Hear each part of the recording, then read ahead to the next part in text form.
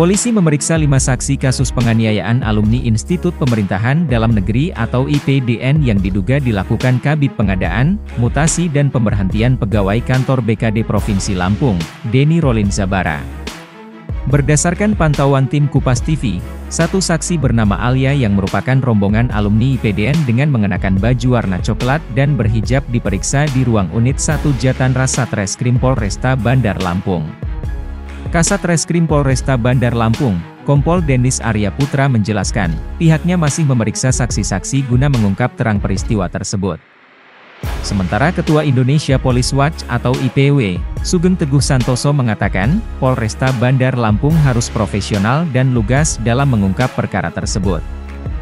Apabila memang korban dianiaya oleh pelaku Denny Rolinzabara, maka harus segera dilengkapi, dibuatkan visum et repertum dan pemeriksaan saksi-saksi yang melihat.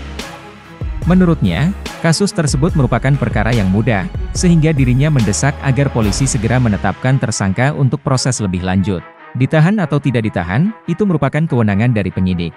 Sebelumnya, sejumlah oknum aparatur sipil negara atau ASN di lingkungan BKD Provinsi Lampung melakukan penganiayaan terhadap sesama ASN yang merupakan alumni Institut Pemerintahan Dalam Negeri atau IPDN hingga dirujuk ke rumah sakit. Berdasarkan informasi yang diterima, terdapat 6 korban yang dianiaya oleh sekitar 10 orang. Di mana penganiayaan tersebut diduga karena ke-6 alumni IPDN Angkatan 30 tersebut keluar dan tidak mau mengikuti kontingen. Jadi Satreskrim Polresta Bandar Lampung menerima laporan dari atas nama Pak Benny MS, di mana melaporkan telah terjadi tindak pidana 351 yang dimana korban adalah inisial AF umur 23 tahun, di mana TKP-nya terjadi di salah satu kantor di dinas di Provinsi Lampung pada tanggal 8 Agustus 23.30. Kalau berdasarkan keterangan dari korban sendiri seperti apa, Komandan? Sementara kejadian kronologisnya ini diketahui oleh orang tuanya.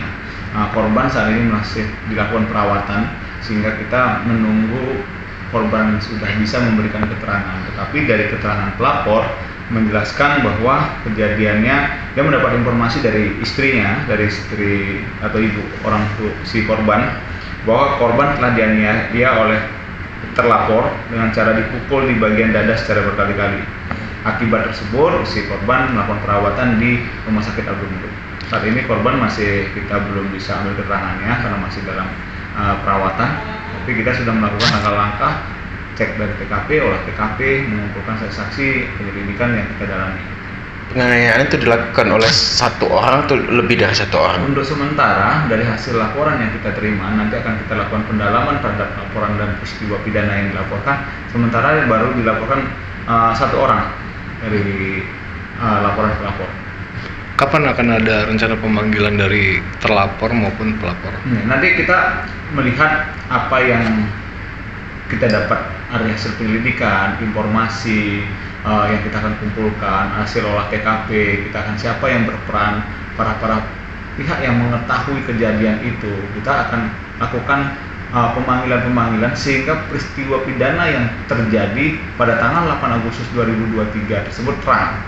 Kita akan melakukan secara objektif dan tetap kita berharap kepada rekan-rekan media untuk mengawasi setiap perkembangannya, sehingga apa penyidikan dan penyelidikan yang Satreskrim Polresta lakukan bisa secara objektif, dan kita akan menyampaikan fakta-faktanya setelah pemeriksaan, interogasi saksi-saksi dan pengumpulan alat bukti yang kita temukan di TKP.